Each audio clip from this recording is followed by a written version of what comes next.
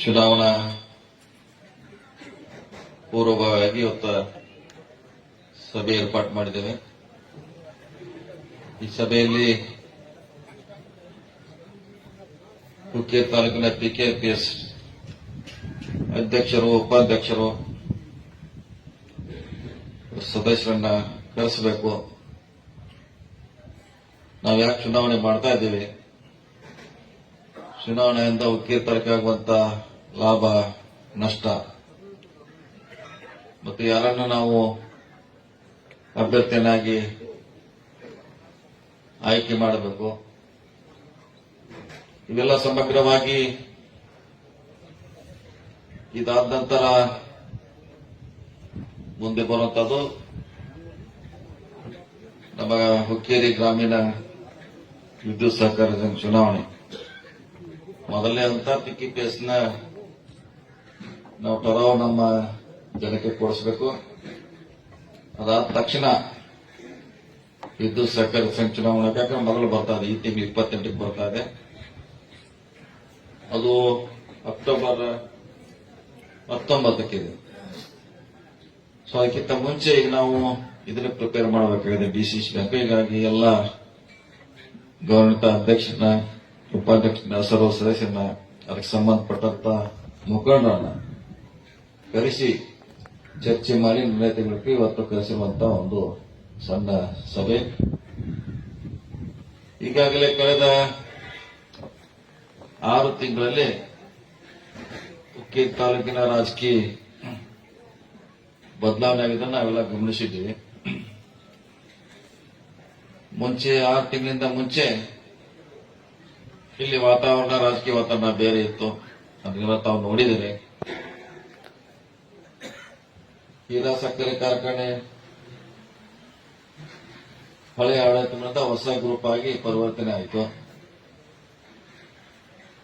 ಅದೇ ರೀತಿ ಹುಕ್ಕೇರಿ ಗ್ರಾಮೀಣ ಸಹಕಾರಿ ವಿದ್ಯುತ್ ಸಂಘ ಮೊದಲು ಹಳೆ ಆಡಳಿತ ಇತ್ತು, ನಂತರ ಅದು ಪರಿವರ್ತನೆ ಆಗಿ ಹೊಸ ಆಡಳಿತ ಬಂತು.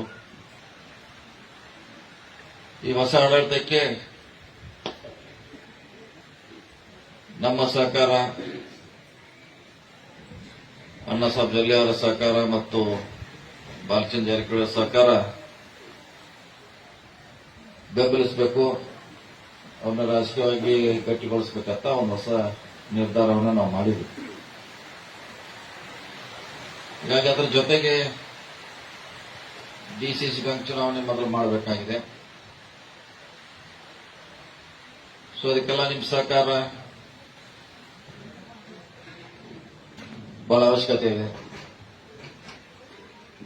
ಇಲ್ಲಿವರೆಗೆ ಡಿಸಿಸಿ ಬ್ಯಾಂಕ್ ಆಗುವಂತ ಚುನಾವಣೆ ರೀತಿಯೇ ಬೇರೆ ಇತ್ತು. ಬಹುಶಃ ಅಧ್ಯಕ್ಷರಿಗೆ, ಸೆಕ್ರೆಟರಿಗೆ, ಬ್ಯಾಂಕ್ ಇನ್ಸ್ಪೆಕ್ಟರ್ ಮಾತ್ರ ಗೊತ್ತು ನನ್ನ ಭಾವನೆ. ಅವ್ರ 3 ಮಂದಿ ಗೊತ್ತು, ಯಾರು ಡೈರೆಕ್ಟರ್ ಆಗ್ತಾರೆ, ಯಾರು ಚುನಾವಣೆ ಎಲ್ಲಿ ಆಗ್ತಾ ಇದೆ, ಯಾರು ಎಲ್ಲಿ ಹೋಗ್ತಾರೆ ಅಂತ ಬಹುಶಃ ಗೊತ್ತಿರ್ಲಿಕ್ಕಿಲ್ಲ. ಕೆಳಗಿಂದ ಇವತ್ತೇನು ತಾವು ಬಂದಿದ್ರಿ ಚಂದ್ರಶೇಖರ ಮಂಡಳಿ ಗೊತ್ತಿರ್ಲಿಕ್ಕಿಲ್ಲ. ಪ್ರಥಮ ಬಾರಿಗೆ ಬದಲಾವಣೆ ಆಗಿದೆ. ಸೊ ಈಗ ಬದಲಾವಣೆ ನಾವು ಮಾಡಬೇಕು, ನಿಮ್ಮ ಸಹಕಾರ ಬೇಕಂತ ಕರೆದಿದ್ದೀವಿ.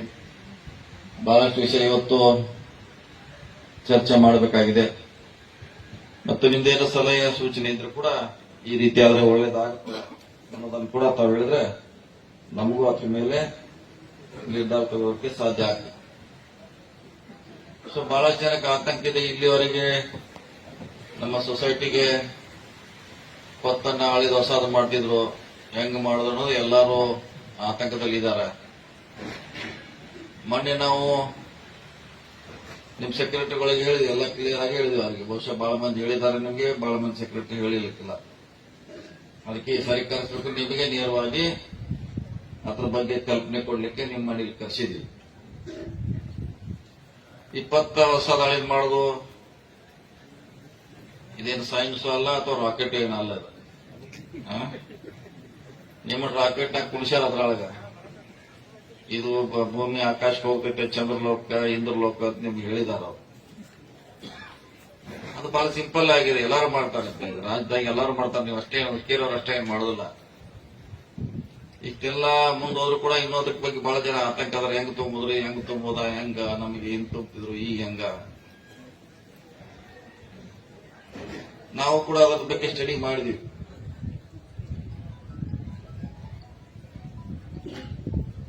ಅದಕ್ಕೆ ಹೆಚ್ಚು ಲಾಭ ನಿಮ್ಗಿಂತ ಅನ್ನೋದು ಯಾರು ದುಡ್ಡು ಹಾಕ್ತಾರ ಅವ್ರಿಗೆ ಹೆಚ್ಚು ಲಾಭ ಇದೆ ಅದರಲ್ಲಿ. ಹೆಚ್ಚು ಲಾಭ ಆಗೋದು ಯಾರು ದುಡ್ಡು ಹಾಕ್ತಾರ ಅವ್ರಿಗೆ ಹೆಚ್ಚು ಲಾಭ ಇದೆ ಅದು. ಒಂದು 50,000 ರೂಪಾಯಿಗೆ 3 ದಿನಕ್ಕೆ 300 ರೂಪಾಯಿ ನೀವೇನೋ ಬಡ್ಡಿ ಕೊಡ್ತಿರ್ತಾರೆ. 50,000ಗೆ ಅಥವಾ 30,000ರಿಂದ 50,000 ಅಥವಾ 10,000ರಿಂದ 50,000ವರೆಗೆ 300 ರೂಪಾಯಿನ 3 ದಿವಸ ಅಥವಾ 7 ದಿವಸ, ಮ್ಯಾಕ್ಸಿಮಮ್ 7 ದಿವಸ ಹಳೆ ದಿವಸ ಮಾಡ್ತಾರೆ. ಸೊ ಇದಕ್ಕೆ 300 ರೂಪಾಯಿ ಕೊಟ್ರೆ ಇದನ್ನ ನೀವು ರಾತ್ರಿ ಹೋಗಿ ಲೆಕ್ಕ ಮಾಡ್ತೀರಿ ನಿಮ್ಮ ಮಕ್ಕಳ ಕಡೆಯಿಂದ ಇದು ಬಡ್ಡಿ ಎಷ್ಟಾಗೈತಿ. ಈ 300 ರೂಪಾಯಿ 50,000ಗೆ ಎಷ್ಟು ಬಡ್ಡಿ ಆಗಿ ಎಷ್ಟು ಪರ್ಸೆಂಟ್ ಆಗ್ತದ, ಮತ್ತು ವರ್ಷಕ್ಕೆ ಅವ್ರಿಗೆ ಎಷ್ಟು ಲಾಭ ಆಗ್ತಿದ. ಯಾರು ದುಡ್ಡು ಹಾಕ್ತಾರ ವರ್ಷಕ್ಕೆ ಕೆಟ್ಟಾಗ್ತಿ, 5 ವರ್ಷಕ್ಕೆ ಕೆಟ್ಟಾಗ್ತೈತಿ. ಸೊ ಅದು ಮಣ್ಣು ನಿಮ್ಮ ಸೆಕ್ರೆಟರಿಗಳಿದೆ, ಅದನ್ನ ನಾವು ಜವಾಬ್ದಾರಿ ತಗೋತೀವಿ.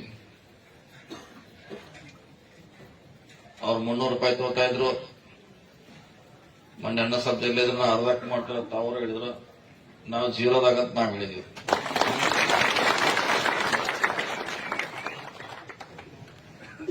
ಒಂದು 5 ಕೋಟಿ ರೂಪಾಯಿ ಇಟ್ಟರೆ ಅದು ವರ್ಷಗಟ್ಟಲೆ ಸುತ್ತಾಗ್ತಿದೆ. ಒಮ್ಮೆ 400 ಕೋಟಿ ಬೇಕಾಗಿಲ್ಲ ಅದಕ್ಕೆ. 5 ಕೋಟಿ ರೂಪಾಯಿ ಇಟ್ರೆ, ಯಾಕಂದ್ರೆ ಒಂದೇ ದಿವಸ ಯಾರು 10 ತಗೊಳಂಗಿಲ್ಲ, ಬೇರೆ ಬೇರೆ ಡೇಟ್ ಇರ್ತಾವ. ಅದಂಗೆ ಸುತ್ತಾಕೋದಿರತ್ತ. ಮತ್ತೆ ಅದೇನು ದುಡ್ಡೇನು ಸುತ್ತಾಕಲ್ಲ, ಕಾಗದ ಸುತ್ತಾಗ್ತೈತಿ. ನಿಮ್ಗೆ ಇನ್ನೂ ಒಂದು ಕನ್ಫ್ಯೂಸ್ ಐತಲ್ಲ. ಈ ದುಡ್ಡು ಸೊಸೈಟಿದ ಆ ಸೊಸೈಟಿಗೆ ಏನ್ ಬ್ಯಾಂಕ್ನಾಗ ಹೆಂಗ್ ಗಾಡಿಗೆ ಹೋಯ್ತಲ್ಲ, ನ್ಯಾಷನಲೈಸ್ ಬ್ಯಾಂಕ್ ಅವ್ರು ಬಂದ ಹಂಗೇನ್ ದುಡ್ಡು ಏನು ಹೋಗಲ್ಲ, ಕಾಗದನೇ ಓಡಿಸಿರ್ತಾರೆ ಇವ್ರ. ಕಾಗದ ಓಡಿಸ್ಯಾರ ನಿಮ್ಗೆಲ್ಲ ಇಷ್ಟ ಜಗತ್ತಿಷ್ಟು ಮುಂದೆ ಹೋದ್ರು ನಿಮ್ನ 10ನಿಂದ 10 ಇಟ್ಟಾರ. ಅದಕ್ಕಾಗಿ ಅದ್ರ ಬಗ್ಗೆ ನೀವೇನು ತಲೆ ಕೆಡಿಸೋದು ಅವಶ್ಯಕತೆ ಇಲ್ಲ. ಅಷ್ಟು ದುಡ್ಡು ಕೊಡೋದು ಅವಶ್ಯಕತೆ ಇಲ್ಲ. ಅದನ್ನ ಬಹಳ ಮಿನಿಮಮ್ ಮಾಡ್ತೀವಿ, ಬಹಳ ಕಡಿಮೆ ಮಾಡ್ತೀವಿ. ಸೊ ಅದಕ್ಕೆ ನಿಮ್ಗಿದು ಸ್ಪಷ್ಟೀಕರಣ. ಇಲ್ಲಿವರೆಗೆ ಹೆಂಗಿತ್ತಾರ, ಸೆಕ್ರೆಟರಿ ಒಂದ್ ಕಡೆ, ನಿಮ್ ಚೇರ್ಮನ್ ಒಂದ್ ಕಡೆ, ನಿಮ್ ಆಡಳಿತ ಮಂದಿ 3 ಭಾಗ ಇರ್ತದೆ. ಒಂದಕ್ಕೊಂದು ಕನೆಕ್ಷನ್ ಇಲ್ಲ. ಈಗ ನೀವೆಲ್ಲ ಒಂದು ಮಾಡ್ಲಿಕ್ಕೆ ನಾವು ಪ್ರಯತ್ನ ಮಾಡ್ತೀವಿ. ಸೆಕ್ರೆಟರಿ ಗೊತ್ತಿದ್ದು ಚೇರ್ಮನ್ ಗೊತ್ತಿರ್ಬೇಕು, ಚೇರ್ಮನ್ ಗೊತ್ತಿದ್ದು ಆಡಳಿತ ಮಂಡಳಿಗೆ ಗೊತ್ತಿರ್ಬೇಕು. ಏನ್ ಸರ್ಕಾರ ಸ್ಕೀಮ್ ಇದೆ, ಇದು ಹೆಂಗ್ ವರ್ಕ್ ಮಾಡ್ತಿದೆ, ಇದಕ್ಕೆ ಲೋನ್ ಯಾರು ಕೊಡ್ತಾರ, ಡಿಸಿಸಿ ಬ್ಯಾಂಕ್ನವ್ರು ಕೊಡ್ತಾರ, ಅವ್ರಿಗೆ ಯಾರು ಕೊಡ್ತಾರ, ನಬಾರ್ಡ ಸರ್ಕಾರ ಕೊಡ್ತೈತೆ. ಸೊ ಇವೆಲ್ಲ ತಿಳುವಳಿಕೆ ಇರಬೇಕಾಗ. ಅದಕ್ಕಾಗಿ ನಿಮ್ಗೆ ಇಲ್ಲಿ ನಾವು ಕರ್ಸಿದೀವಿ. ಇದೊಂದ್ಸರಿ ಲೆಕ್ಕ ಮಾಡಿ ನೋಡ್ರಿ. 50,000ಗೆ 300 ರೂಪಾಯಿ ವರ್ಷಕ್ಕೆ 3 ದಿವಸಕ್ಕೆ 7 ದಿವಸಕ್ಕೆ ಎಷ್ಟು ಬಡ್ಡಿ ಬೀಳ್ತಾನೆ ನಿಮ್ಮ ಮಕ್ಕಳ ಕಡೆಯಿಂದ ರಾತ್ರಿ ಲೆಕ್ಕ ಮಾಡಿ ನಾಳೆ ಕೇಳ್ಕೋರಿ, ಅದು ಗೊತ್ತಾಗ್ತದೆ. ಸೊ ಅದ್ರ ಬಗ್ಗೆ ಯಾರಿಗೂ ಆತಂಕ ಬೇಡ. ಅದನ್ನ ನಾವ ತುಂಬ್ತೀವಿ, ಅದ್ರ ಜವಾಬ್ದಾರಿ ನಾವ ತೊಳ್ತೀವಿ. ಒಂದ್ಸಾರಿ